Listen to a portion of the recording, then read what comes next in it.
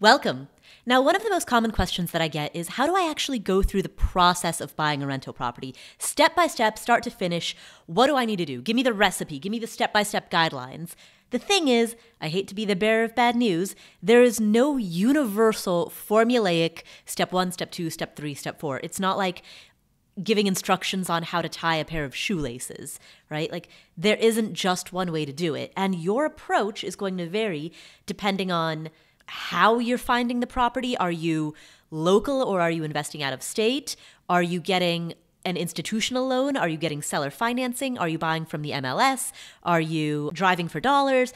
All of these are going to change the flow. And so here we have a flow chart. You can see it in its zoomed out glory. There's a lot going on. So let's zoom in and look at what is actually going on here. So everything begins with the decision to buy a rental property. Step 1 is that you decide that you want it.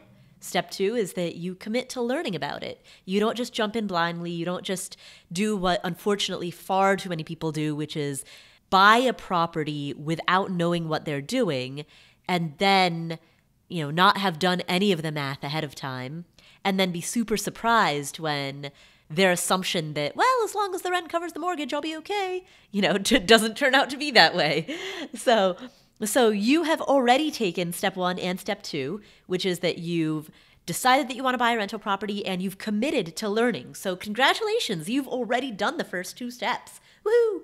All right, and I'm guessing many of you, if not most of you, have already done step 3 as well, which is review your personal budget and make sure that you are personally financially stable. And what I mean by that is that the rest of your life, you should be financially on solid footing. I don't want you to have any high interest credit card debt. I don't want you to have any kind of financial emergencies that are going on. If you are in a place of financial distress, then this is not the right time for you to buy a rental property. And there are some people who email me and say, but Paula, my plan for getting out of this financial bind is buying a rental property and collecting the income. I get the sentiment, but I would not take that approach because buying a rental property is going to expose you to some costs that you might not be able to anticipate in advance. You need enough flexibility, enough wiggle room to be able to handle those, which is why I would not invest in rental properties unless you have, first, no high interest debt, meaning nothing that's in the double digits. I would say even nothing that's 8% or higher.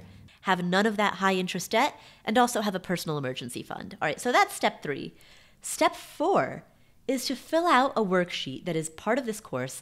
It's a worksheet called Thinking About How to Think. You'll find it in the course, and this worksheet helps you clarify your framework, your goals, your approach, your criteria for selecting a property.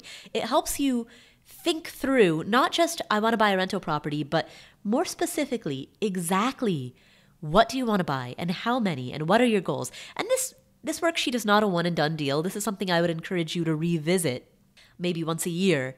But step 4 is to sit down, and if you have a spouse or a partner, sit down with them and fill out this worksheet together so that you can clarify your thinking around what it is that you really want with this property. Step 5 is to create a budget for the purchase of your first rental property. So that means that you are going to be creating a budget for how much you're going to save for the down payment, plus money that you might set aside for renovations or upfront repairs to get it rent ready for the first tenant, plus cash reserves. Now, notice that in this step, in step 5, we simply say create that budget. We don't say have the money in a bank account ready to go, right? Before you have the money, you need to first figure out how much money you're aiming for. So it's okay if you don't have the money yet. This is simply the step in which you set those savings goals. You set the savings goal for your first rental property. And the goal amount is going to depend on lots of things. If you want to buy a single family home in a super low cost neighborhood in a super low cost city, that's going to require substantially less money than buying a fourplex that's also a Class A property in a higher cost of living area. So the goal amount is going to vary depending on what you've outlined in the previous step, the thinking about how to think worksheet, where you outlined what goals you have. What type of property are you trying to find? What city or state is it located in? All of that's going to impact the price point of the property. Now, in order to inform you about this step, check out the modules on finding a property and the modules on analyzing a property, right? Like, even though this is a step about money, this step doesn't actually involve the financing module. That comes later. The step about figuring out how much money you need to set aside is going to relate to what goal you're trying to set, what subject property you're trying to buy. And that's why the modules on analyzing a property and finding a property are more relevant to this step than the module on financing a property, which sounds almost counterintuitive. The following step, however, is the step in which the financing module comes into play. And in the following step, you talk to a lender to see what type of mortgages you might qualify for. Now remember, there are many different types of mortgages that you can get. You can get an institutional loan from a bank or a credit union. You can get seller financing, which is when the owner of the property also carries the loan on the deal. You can look for private loans that come from contacts that you have or colleagues or other investors. So there are a lot of different ways that you can borrow money for a property. If you want more information that will inform this step, there are actually two modules that will help. One is the financing module. The other is the building your team module. And the reason for that is because people in the world of real estate tend to know other people in the world of real estate. So if you are looking for a private lender, well, maybe you don't know who to ask right now, but maybe there are other real estate investors who could recommend a private lender. Or maybe you have a CPA or a real estate attorney or a particular real estate agent who might be able to recommend a couple of private lenders. You could also talk to a real estate agent or a property manager to see how likely it is that you would find seller financing in the neighborhood or the city that you're targeting. So these conversations with other people, other investors, agents, accountants, attorneys, will inform you as to the general landscape in the neighborhood and the city and the state that you are focusing on. And so the building your team module, in addition to the financing module, are both relevant in this step. Now, the next step, if you haven't done so yet, is to choose your target city and state. So earlier, when you filled out the thinking about how to think worksheet, it might be the case that you decided that you had narrowed your search down to a few different cities. Maybe you decided that you were going to look at properties in Detroit and Cincinnati and Indianapolis and Louisville, Kentucky. So you narrowed it down to those 4 places. In this step, you pick one. There are a few tools that will help you with this step. We have multifamily property finding software called ROI Signal. 1 year of access to it is included with this course. So you can use ROI Signal to look at multifamily deals in a variety of different cities and states to find out what might best suit you. Another option is to take the quiz called What Kind of Property Finder Are You? That's the quiz that kicks off the Finding a Property module. And that will shed some insight into how you want to look for properties.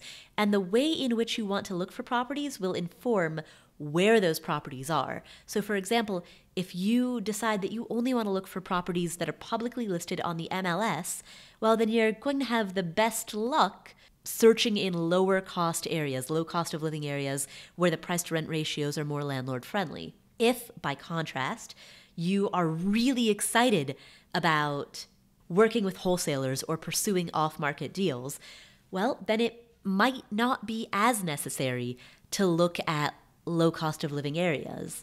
So how you look for properties informs where you look for properties. Another fact that sounds perhaps counterintuitive, or it sounds like it might be reversed. The cause and effect might be reversed is what you might guess, but how you look for properties informs where you look for properties. So the Finding a Property module will help you choose your target city and state, as will the Building Your Team module, where we talk about building contacts in that given city and state, connecting with other investors, talking to agents, talking to property managers. So in the following step, Well, first of all, congratulations. The following step, you have chosen your target city and state, and that is not a small accomplishment. That is a major feat. So, congratulations, you've chosen the target city and state, and now it's time for you to go deeper and choose a specific neighborhood or a specific zip code so that you can really narrow your search. In the following step after that, and can you tell that I have lost count of the number of steps that we're on because I keep saying next and following rather than actually giving them a number? So anyway, in the following step, create a team in this area. So this is where the building your team module is really going to come into play, because this is the step in which you enlist an agent or a wholesaler, or you launch your own property finding campaign, which might involve working with a direct mail company, or at a minimum, it's certainly going to involve talking to other investors who are located in that area. Now, in this step, since we're talking about, and I don't mean to overwhelm you, but I got to bring this up, since we are talking about a step-by-step flow or framework, this is the first step where most likely you would be spending any money on your property search. And where this would come up is if you launch your own property finding campaign. So for example, if you decide that you want to launch your own direct mail campaign in which you send postcards or letters to owners of houses in the 12345 zip code, for example, at that point, you are spending money on your property search, and you want to manage that and track that separately. So if you do decide that you are going to, in this step, start spending money in the quest for looking for properties, then this is the step in which you might also want to open a separate bank account that has a separate credit and debit card so that you can separate these costs from your personal living expenses. Your personal costs are your personal costs, and now you have a business account with a business credit and debit card, so that way the money that you're spending on looking for a rental property can be tracked separately. In the next step, you'll want to analyze properties in that area. So as of this point, you have narrowed down your search parameters. You've chosen a target city, state, neighborhood. You've chosen the method by which you want to search for properties. You have enlisted the help of an agent or a wholesaler or a direct mail company or whomever else it is that you will be working with in order to find this property. And at this point, it's time to start sorting through the options. Look at the properties that you're finding, analyze these properties, and start submitting offers on properties. Now, in this step, even before you go under contract on a property, it is a good idea to call at least one or two inspectors or general contractors that are in the area. Introduce yourself, make it a brief conversation, don't take up too much of their time, but introduce yourself. Let them know that you anticipate going under contract on a property very soon, and check their availability. Let them know, hey, I think that probably within the next few weeks, I might go under contract on a property. When that happens, I would love to hire you to do an inspection on the property, or to do, if it's an inspector, or if it's a general contractor that you're talking to, say, I would love to hire you to spend a few hours doing a walkthrough of the property and give me an estimate of how much the repairs would cost in order to get this rent ready for the first tenant. By the way, in our resources toolkit, we have a word-for-word script for exactly how these conversations will go. So call a couple of inspectors, call a couple of general contractors, introduce yourself, make it a brief call, but let them know that you will be following up with them shortly and check their availability. It's a way to warm up that relationship, particularly because once you go under contract, the clock is ticking, and then things start happening very, very quickly. So in this step, you're analyzing properties, you're submitting offers on those properties. Notice that you are not yet flying out to that city or state to look at the property. That comes later, because it's a big waste of time and money to fly somewhere to look at a property before you're under contract on it. You could submit 20 offers and get outbid for all 20 of them.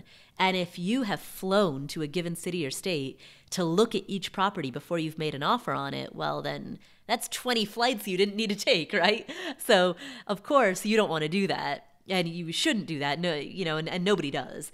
You'll have your agent or some representative who's helping you, some boots on the ground representative, go to that property, walk through it. They can FaceTime you as they walk through it so that you can do a virtual tour with them. They can FaceTime you or they can Skype with you as they walk through it so that way you're able to see that walkthrough live in real time, or they can send you photos. I have a contractor who frequently texts me photos of properties if he thinks that I might be interested in them. But in this step, you're analyzing properties, you're running spreadsheets. If you're not local, you're having somebody FaceTime you with the walkthrough, and then you're submitting offers on the properties.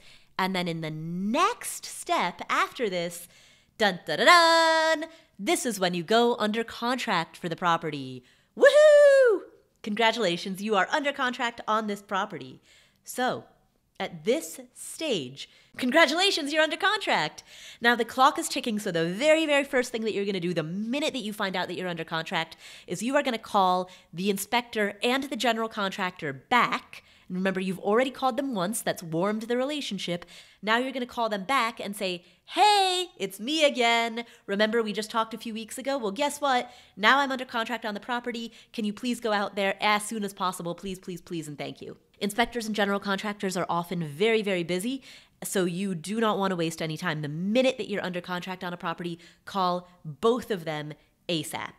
Now, what else should you do when you're under contract on a property? There are a lot of steps here.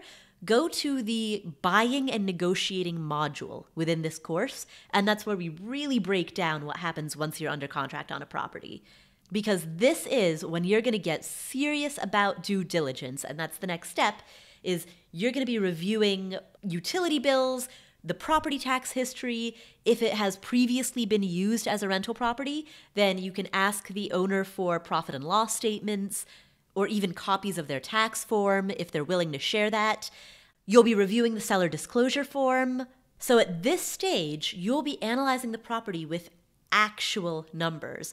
Rather than making estimates, you will be looking at the actual property tax history of this property. You'll be looking at the actual utility bills from the previous 12 months on this property. And you will be running spreadsheets back and forth and up and down and sideways, deciding whether or not you want to purchase this property. And the results of the inspection, as well as the information that you get from the general contractor who performs a walkthrough and gives you an estimate of the repairs needed to get it rent ready for the first tenant, those will also play a major role in your decision as to whether or not to buy this property. So that is what happens in this step. You will also confirm whatever financing you have. So whether you're getting institutional lending or seller financing or a private loan, once you're under contract, this is where that ball also starts to roll. Now, the next thing that's going to happen is that when that inspection comes back, more likely than not, you will discover some surprises.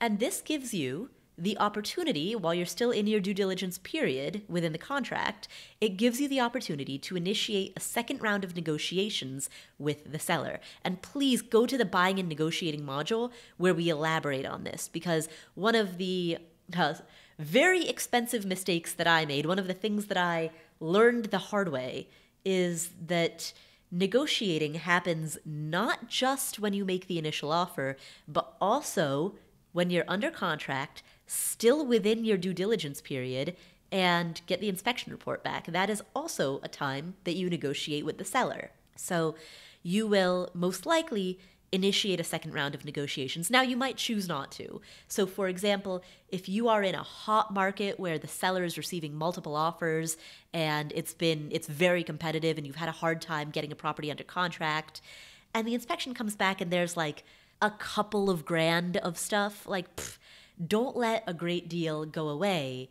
Don't risk losing a good deal for the sake of tweaking a little bit at the margins, right? At a certain point, you leave good enough alone. So there are absolutely very valid reasons for deciding not to initiate a second round of negotiations. So I suppose, more accurately, this step is not to initiate the round, but rather to decide whether or not it is in your best interest to initiate a second round. And if you decide to do so, then go for it. So That's what happens in this step. And then after that, you close on the property. Woohoo! And then, after you close on the property, more work begins because then it's time to create a scope of work for the renovations and repairs that you want done before the first tenant moves in. Now, it might be the case that that scope of work is nothing. It might be that you have purchased a property that is rent ready for the first tenant, and maybe it's not in wonderful condition. Maybe within the next 3 to 5 years, you would like to renovate it, you would like to improve it, but it's, for now, good enough, and it's rent ready for the first tenant. And you can put that first tenant in there. That tenant can live there for 1 or 2 or 3 years. You can collect that cash flow during those 1 or 2 or 3 years. And then from the cash flow that you've built, you now have a more comfortable cushion that you can use when you are initiating those renovations. That's totally valid. But if you bought a property that is uninhabitable and you need to make renovations before the first tenant can live there, this next step is to create a scope of work and refer to the renovations module for more information about that. Once you've created that scope of work, once you've outlined what you want done, then next step is gather bids from contractors and hire a contractor and initiate those renovations. Now, if this is an out-of-state property or an out-of-town property, then you will most likely have a property manager whose job is to oversee that contractor. Refer to both the renovations module as well as the building your team module for more information about this. So in this step, you are renovating the property and getting it up to a standard in which you would feel comfortable having a tenant live there, getting it up to a standard in which it's safe and habitable and up to code. And so the next step is to list the property for rent. Woohoo! Refer to the tenant module for a bunch of information about how to write a killer listing, how to take great photos, all of that. If you have a property manager, your property manager will be listing the property for rent. Check out the tenant module because you'll see, I still might recommend getting a professional photographer out there to take some really good photos of it, particularly if it's a Class A or Class B property. And depending on the writing skill of your property manager, you may or may not want to just take the 30 minutes to type up the listing, the text, the copy in that listing yourself. It'll take you half an hour or less. And if you can write a really good listing, then that speaks volumes. That's totally worth it. So anyway, this step, you or your property manager are listing the property for rent, and the tenant module has a bunch of information about that. And then in the next step, you or your property manager are gathering applications, choosing a tenant, having the tenant sign the lease, all of that. And again, all of this is in the tenant module. And then you're done. After that, you welcome your first tenant and you collect your first rent check. And congratulations, you have bought your first rental property. Woohoo! So that is the flowchart.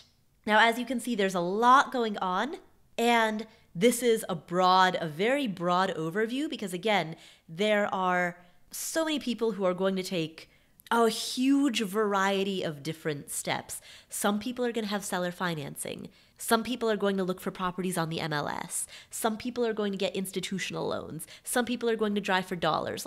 There are so many different ways to approach this. Some people are going to take out a home equity line of credit on their primary residence and use that as the down payment.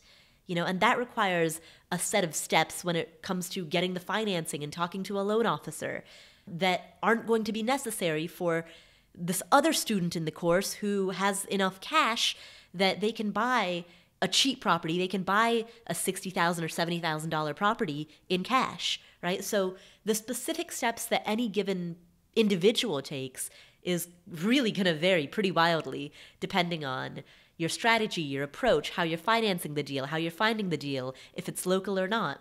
But at a high overview, this is how you move from wanting to buy a rental property to buying the rental property. So thank you so much for checking out this flowchart, and please deep dive into all of the information in this course, which will show you how to execute on this framework.